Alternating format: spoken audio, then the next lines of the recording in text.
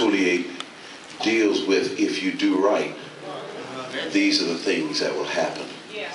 But you know, do you ever study the second part of that? Look at verse number 49, Deuteronomy 28:49. Now this is God actually saying what's going to happen, and it's coming to pass in Habakkuk. And even though Habakkuk is a prophet, tell somebody Habakkuk is a prophet. Tell him he's a real prophet, not a false prophet. But he still has a vision problem.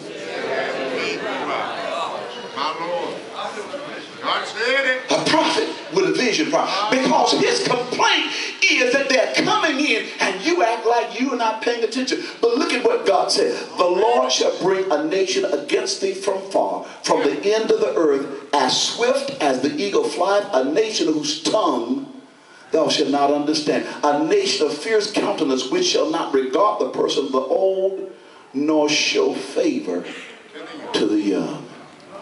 And he shall eat the fruit of your cattle, fruit of your land, until you be destroyed. He actually begins to tell them there. But isn't it something? Here Habakkuk is. All the anointing he got. But yet he's gotten angry with God. How many times do we get mad at God for something he's already spoken to? And we're asking God, talk to me. And God said, why should I repeat what I've already said? Isn't that what he told Lazarus? The rich man and Lazarus. Lazarus said, come and dip your finger in the water. And then Lazarus said, can I go back and tell my brothers, don't come down here? No. Can you do this because they need to know? Huh? I have appointed men to preach.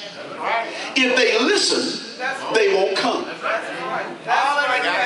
I'm not going to do something for them that I didn't do for you. I gave you the word. I gave you a chance over and over and over again, and you did not heed, and that's why you're here thirsty.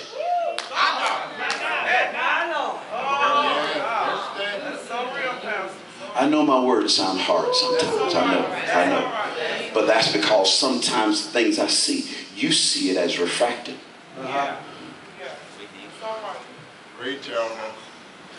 There is a mercy that God gives. But when a person continues to choose to disobey, there is a fruit that grows on the tree of disobedience. And when a person eats the fruit from the tree of disobedience, there is a manifestation of that in their body.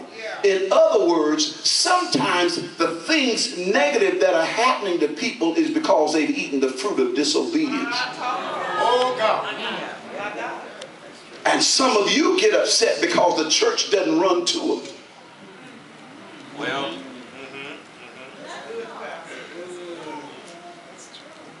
y'all told me this. I don't know how y'all said it. I don't know how it came out.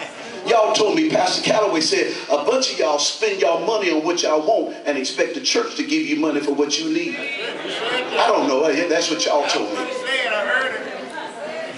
A bunch of y'all spend your money on what you want and then get mad at the church because the church will help you with what you need. Yes, sir. Yes, sir. That ain't right. That ain't right. But you know what? That spirit is still in Lighthouse right now. Because you still got folk that spend money on their hair, spend money on their nails, spend money on their feet, and then come to church and say, I don't know why the church won't help me.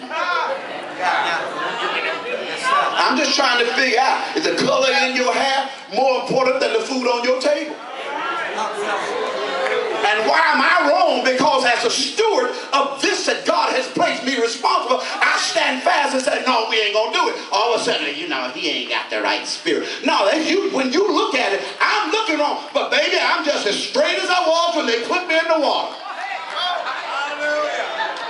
Preach, Pastor.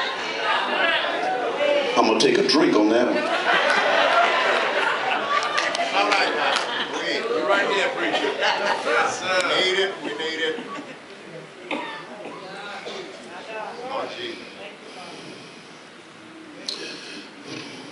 briefly, we're going to get out of this because it's chapter 2 of Habakkuk, chapter 2.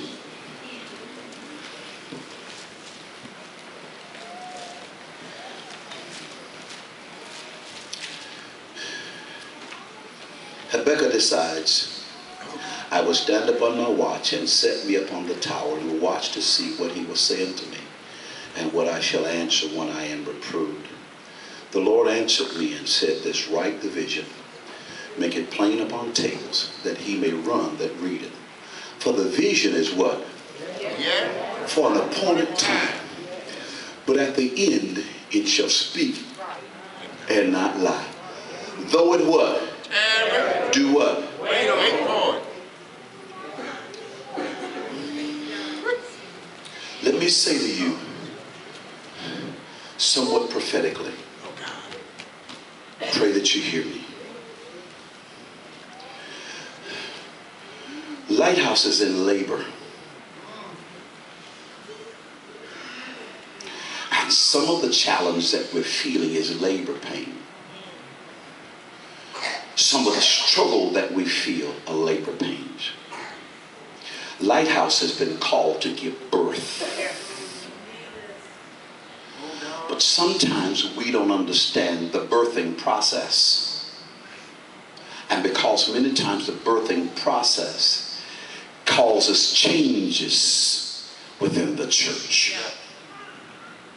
When we see the change, because the change doesn't line up, we don't understand what's going on and we say it's not God. All right. Those of you women who have given birth understand every pregnancy is not the same.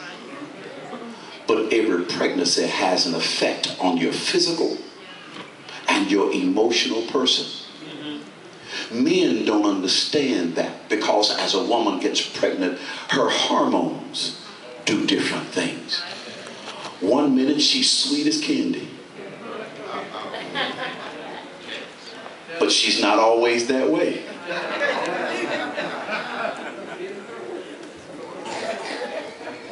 And so because he does not perceive what's happening in her, friction happens. Sometimes it's the wife and the husband.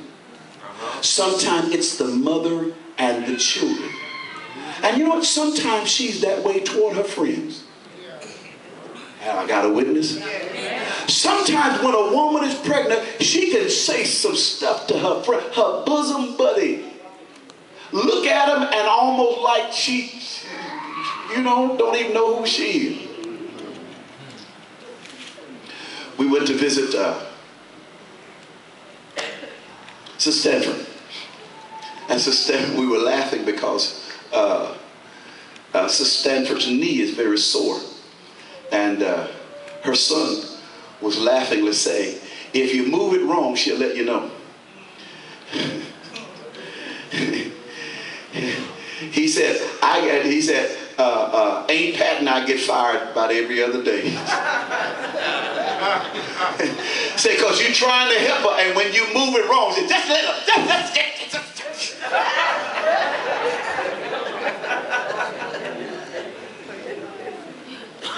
Now, this is a son and a sister. But when it hits, going back to the pregnancy part, you can be going through something, being pregnant, and the very people that you absolutely know love you, you go off on them. But that person has to understand that's not you. That's not normal. It's what you're going through. Can I tell you, Lighthouse, sometimes we're going through something and we start falling out and we start